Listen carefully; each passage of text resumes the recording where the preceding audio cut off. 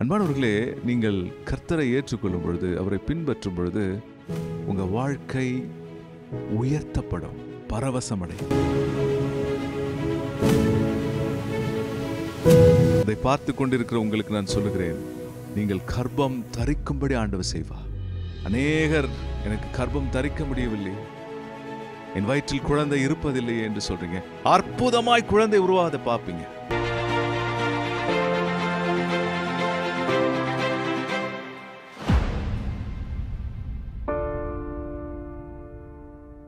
கர்த்தருக்குள் பிரியமானவர்களே, உங்கள் யாவரையும் ஆண்டவராகிய இயேசுவின் நாமத்தில் நான் வாழ்த்தி இந்த வீடியோ செய்திக்கு வரவேற்கிறேன்.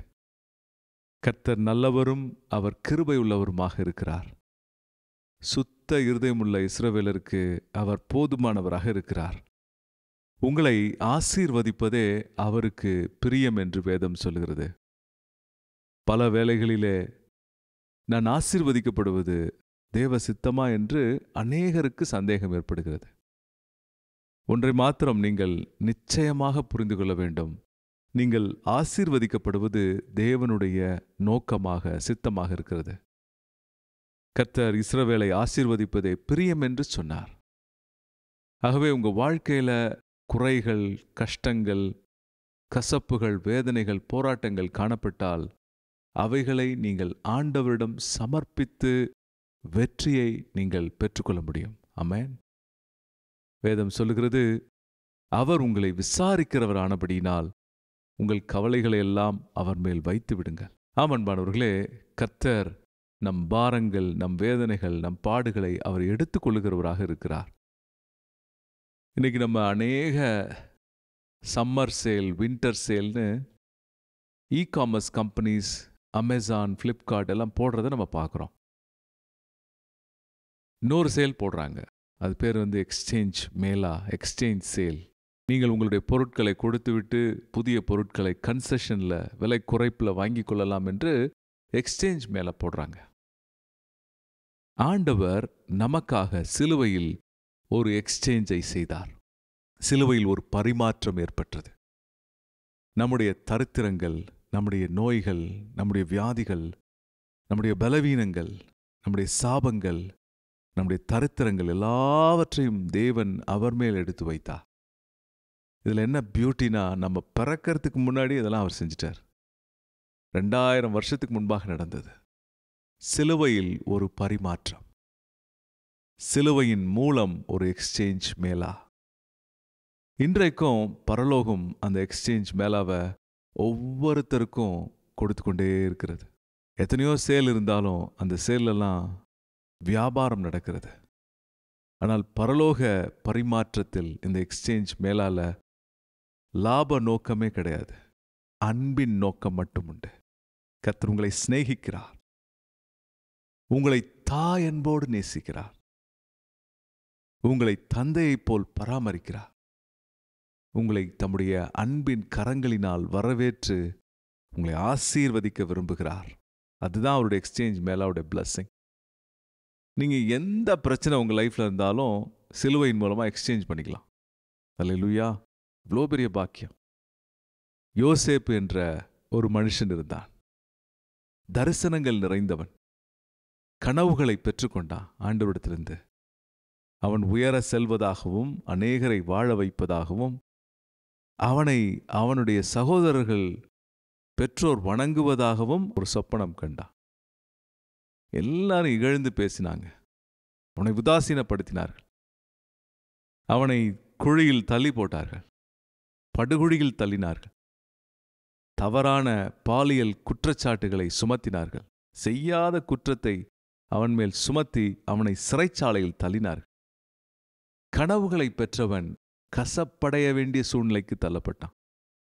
என்ன வாழ்க்கை இது, என்ன ஆண்டவர் இது, என்ன வாக்குத்தத்தம் என்று நொந்து கொள்ளக்கூடிய நிலைமைக்கு சென்றான்.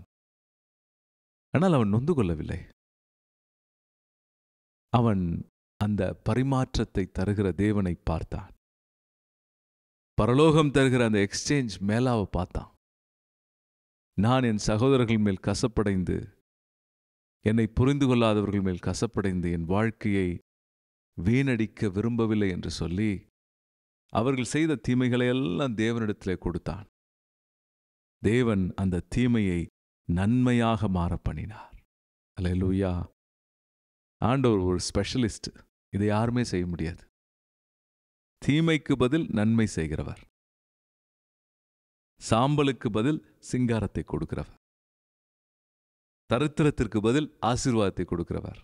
அவர் ஒரு ஸ்பெஷலிஸ்ட். நீங்க என்ன செய்ய வேண்டும் என்றால், உங்களுடைய கசப்புகள், வேதனைகள், அங்கலாய்ப்புகள், உங்களுடைய பலவீனங்கள் எல்லாத்தையும் அவர்கிட்ட கொண்டு போய் கொடுத்துட்டே இருக்கணும். கர்த்தருடைய எக்ஸ்சேஞ்ச் மேல ஃப்ரீ எப்போதும் நடந்துட்டே இருக்கு. நீங்க எப்போ வேணா அவரோட கனெக்ட் ஆகிக்கலாம். Beautiful God we have. நமக்கு இருக்கிற தகப்பன் அருமையானவர். அல்லேலூயா. உங்களை நேசிக்கிறவர். அன்பானவர்களே, அவர் நம் பேரில் வைத்திருக்கும் நினைவுகள் நன்மைக்கு ஏதுவானவைகள். ஒரு நாள் கூட நீங்க கெட்டு போகணும்னு அவர் நினைக்கிறதே கிடையாது. யோசேப்பை உயர்த்தினார், உங்களையும் உயர்த்தி ஆசீர்வதிப்பார். ரூத் என்ற ஒரு பெண்ணை குறித்து வேதாகமம் பேசுகிறது. ரூத் ஒரு மோவாபிய பெண்ணாக இருந்தாள். அவள் மோவாப் தேசத்து மனுஷி. அவள் நவோமியுடைய மகனை திருமணம் செய்து கொண்டபடியினால் அவள் நவோமியோடு கூட மோவாப் தேசத்திலிருந்து இஸ்ரவேல் தேசத்திற்கு திரும்ப வந்தாள். இஸ்ரவேல் தேசத்திற்கு வந்த பொழுது தன் மாமியாருடைய கடவுளை, இந்த இஸ்ரவேலின் தேவனை, இயேசுவை ஏற்றுக்கொண்டார். அன்பானவர்களே, நீங்கள் கர்த்தரை ஏற்றுக்கொள்ளும் பொழுது, அவரை பின்பற்றும் பொழுது, உங்க வாழ்க்கை உயர்த்தப்படும், பரவசமடையும். உங்கள் மனதில் சந்தோஷம் உண்டாகும், உங்கள் மனதில் சமாதானம் உண்டாகும், உங்களுக்கு நிம்மதி பிறக்கும். நீங்க நல்லா இருக்க முடியும். ஏதோ வயல்ல போய் கதிர்களை பொறுக்கி கொண்டு வாமா அப்படின்னு சொல்லி அவங்க மாமியார் சொன்னாங்க. போவாஸ் என்பவருடைய வயலுக்கு செல், அங்கு கீழே இருக்கிற கதிர்களை பொறுக்கி கொண்டு வா, நாம் சாப்பிட வேண்டும் என்று சொன்னாள். கதிர் பொறுக்க சென்றவள் அந்த நிலத்தில் கஷ்டப்பட்டு கதிர் பொறுக்கினவள் அந்த நிலத்தின் சொந்தக்காரியாக மாறினாள்.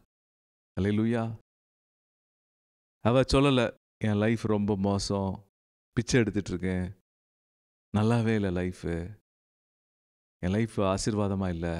இல்லை இல்லை இல்லை, உன் தேவன் என் தேவன்.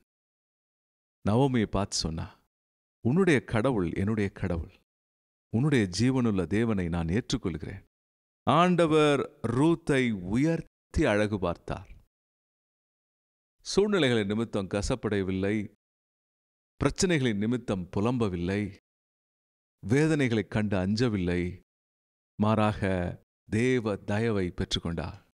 உங்கள் மேல் அந்த தயவு உண்டாயிருக்கிறது. அல்லேலூயா. அவருடைய அன்பு உண்டாயிருக்கிறது.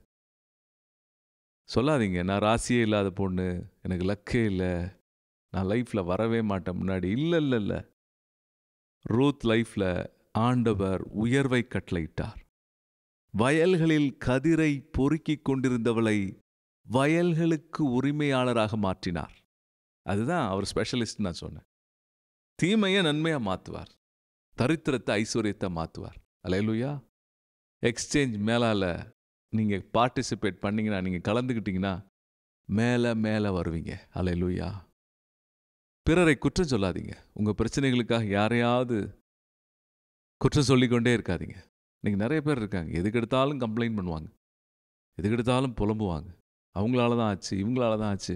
மனுஷர்களை சொல்லாதீங்க, கடவுளை நம்பி பாருங்க. அவர் உங்களை உயர்த்துகிறவர், தாயன்போடு அணைக்கிறவர், தந்தையின் அரவணைப்போடு உங்களை பாதுகாப்பவர், மார்போடு இழுத்துக் கொள்கிறவர். அநாதி சிநேகத்தால் உன்னை சிநேகித்தேன், உன்னை நான் காருண்யத்தினால் இழுத்துக் கொள்கிறேன், என்னிடத்தில் வா மகளே என்று சொல்கிறார். எக்ஸ்சேஞ்ச் மேலாக வாங்க, இயேசுவிடத்தில் உங்கள் வருத்தங்கள், துயரங்களை சொல்லுங்க, நன்மையாக மாற்றுவார். அன்னாள் என்ற பெண் குழந்தை இல்லாமல் இருந்தால், இதை பார்த்து கொண்டிருக்கிற உங்களுக்கு நான் சொல்லுகிறேன், நீங்கள் கர்ப்பம் தரிக்கும்படி ஆண்டவர் செய்வார். அநேகர் எனக்கு கர்ப்பம் தரிக்க முடியவில்லையே, என் வயிற்றில் குழந்தை இருப்பதில்லையே என்று சொல்றீங்க. அற்புதமாய் குழந்தை உருவாத பார்ப்பீங்க. அன்னால் கதறி அழுதால் தேவ சமூகத்தில், தன் மனக்குமுறலை கொட்டினான், தன் அவமானத்தை கொட்டினான். ஆண்டவர் சாமுவேல் என்ற தீர்க்கதரிசியை கொடுத்தார். உங்களுக்கும் அப்படி செய்வார். உங்கள் வேதனைகளை, அங்கலாய்ப்புகளை, அவமானங்களை அவரிடத்தில் சொல்ல சொல்ல கர்த்தர் உங்களை நன்மையால் நிரப்புவதை பார்ப்பீங்க. ஹல்லேலூயா, ஹல்லேலூயா, ஆமென். அன்னாளின் வாழ்க்கை, வேதனையின் வாழ்க்கை ஜெயமுள்ள வாழ்க்கையாய் மாறிற்று. ஒரு சொல் கூட தவறாத சுத்தமான தீர்க்கதரிசியை கர்த்தர் கொடுத்தார். உங்களுக்கும் அப்படி செய்வா. உங்கள் செல்வமற்ற நிலைமை மாறும். நீங்க செல்வத்தை உடையவர்களாய் மாறுவீங்க. குழந்தை செல்வத்தை கர்த்தர் கொடுப்பா. எல்லா செல்வத்தையும் கொடுப்பா. அல்லேலூயா. எல்லாவற்றையும் கொடுப்பார். உங்க பாரங்களை அவர்கிட்ட கொடுத்துருங்க, எக்ஸ்சேஞ்ச் பண்ணிடுங்க. உங்க மன குமுறலை சொல்லுங்க. நீங்க அதை மற்றவங்கள்ட்ட சொன்னீங்கன்னா உங்களை பத்தி எல்லாரும் காசிப் பண்ணுவாங்க. உங்களை பத்தி எல்லாரும் ஏதாவது பேசிட்டு இருப்பாங்க. இயேசுவிடத்தில் சொல்லுங்க, இயேசுவிடத்தில் சொல்லுங்க, இயேசுவிடத்தில் பரிமாறிக்கொள்ளுங்க. இயேசு உங்களுக்கு ஆறுதலை கொடுப்பார். இயேசு உங்களுக்கு அன்பை கொடுப்பார், கிருபையை கொடுப்பார். அல்லேலூயா. பரலோகத்திலிருந்து இந்த எக்ஸ்சேஞ்ச் மேலா சம்மர்ல வின்டர்ல மட்டும் கிடையாது, 24 மணி நேரமும் 365 நாள் நடக்கும். அல்லேலூயா. வேதம் சொல்லுகிறது, மத்தேயு 8ஆம் அதிகாரம் 17ஆம் வசனம், அவர் தாமே நம்முடைய பலவீனங்களை ஏற்றுக்கொண்டு நம்முடைய நோய்களை சுமந்தார். அவர் எடுத்துக்கிட்டார். 2000 வருஷத்துக்கு முன்பாக ஒரு பரிமாற்றம் சிலுவையில் நடைபெற்றது. நம் வேதனைகள், நம் துக்கங்கள், நம் பலவீனங்கள், நம் தோல்விகள், நம் தரித்திரங்கள், நம் சாபங்கள், நம் குமுறல்கள், நம் அங்கலாய்ப்புகள், நம்முடைய கசப்புகளை அவர் சுமந்தார். இன்னைக்கு நீங்க சுமக்க வேண்டிய அவசியம் இல்லை. மேலால எல்லாத்தையும் கொடுத்துட்டு டெய்லியும் நல்ல நல்ல ஆசீர்வாதங்களை வாங்கிக்கோங்க. உங்களை தாழ்மைப்படுத்துங்க. சிலுவையின் அடியில் உங்களை ஒப்புக் கொடுங்க. அல்லேலூயா. அந்த சிலுவையின் இரத்தம் உங்களுக்காக பரிந்து பேசுகிறது. இவள் என்னை நம்புகிறாள், இவன் என்னை நம்புகிறான் என்ற அந்த இரத்தம் உங்களுக்காக பரிந்து பேசிக்கொண்டே இருக்கிறது. அல்லேலூயா. உங்களுக்காக இயேசு சிபாரிசு செய்கிறார். நீங்கள் செழிக்கத்தான் செய்வீர்கள். ஆமென். உங்களுடைய பார்ட் என்னன்னா, கர்த்தரை நம்பி அவர் சொல்றதை கேளுங்க. எல்லாவற்றையும் அவர் பார்த்துக்கொள்வார். அல்லேலூயா. நான் பார்த்துப்பேன் நீங்க நினைச்சீங்கன்னா உங்களுக்கு பிளட் பிரஷர் தான் கூடும். அவரை நம்பி பாருங்க. மேலால கலந்து கொள்ளுங்க. உங்கள் கவலைகள், கண்ணீர்கள், பாரங்களை விட்டு கொடுங்க. நன்மைகளை பெற்று அனுபவித்து அநேகரை ஆசீர்வதிக்க ஆண்டவர் அழைக்கிறார். இந்த உலகம் புண்படுத்துகிற உலகமாக இருக்கிறது. இந்த உலகம் காயப்படுத்துகிற உலகமாக இருக்கிறது. மனிதர்கள் தனிமையில் அங்கலாய்க்கிறார்கள். மனிதர்கள் போராட்டத்தில் தவிக்கிறார்கள். நீங்களும் நானும் இயேசுவின் அன்பை பெற்று அவருடைய அன்பில் நடந்து அநேகரை ஆறுதல் படுத்த ஆண்டவர் அழைக்கிறார். உங்களால் முடியும். நீங்க விதைக்கிற விதை முளைக்கும். அல்லேலூயா. உங்கள் கைகளின் பிரயாசம் பலனை கொடுக்கும். அல்லேலூயா. நீங்க முன்னேறுவீங்க. அல்லேலூயா. நீங்க செழிப்பீங்க, பிழைப்பீங்க. ஆமென். நாம் ஜெபிப்போம். ஆண்டவரே, நீர் தருகிற இந்த நன்மைகளுக்காக நன்றி. இதை பார்க்கிற ஒவ்வொருவரும் ஒரு தீர்மானத்தை எடுக்கட்டும். உம்மிடத்தில் வந்து அவர்கள் பரிமாறிக்கொள்ள உதவி செய்யும். உம்முடைய அன்பை பெற்றுக்கொள்ள, உம்முடைய ஆசீர்வாதங்களை பெற்றுக்கொள்ள உதவி செய்யும். அவர்கள் பிஸ்னஸில் ஒரு வெற்றியை கொடும். அவர்கள் வேலையில் ஒரு முன்னேற்றத்தை கொடும். அவர்கள் வாழ்வில் தரித்திரம் நீங்கட்டும். அவர்கள் வாழ்வில் கசப்புகள் நீங்கட்டும். யோசேப்பை போல அவர்களை உயர்த்தி அருளும். ரூத்தை போல அவர்களை உரிமையாளராக மாற்றும். அன்னாளைப் போல அவர்கள் வாழ்க்கையில் அருமையான ஆசீர்வாதங்களை கொடும். உயர்த்தோம், ஆசீர்வதியும். நீர் அப்படி செய்வதற்காக நன்றி. கோடான கோடி நன்றி. இயேசுவின் நாமத்தில் ஜெபிக்கிறோம் பிதாவே. ஆமென். என்ன ஒரு பியூட்டிஃபுல் ப்ராமிஸ். என்ன ஒரு எக்ஸ்சேஞ்ச் மேலா. ஆமென். காட்ஸ் எக்ஸ்சேஞ்ச் மேலா. கர்த்தர் உங்களை ஆசீர்வதிப்பார். இந்த செய்தியை நீங்கள் உங்களுக்கு வேண்டியவங்களுக்கு, பிரியமானவங்களுக்கு பகிர்ந்து கொடுங்க.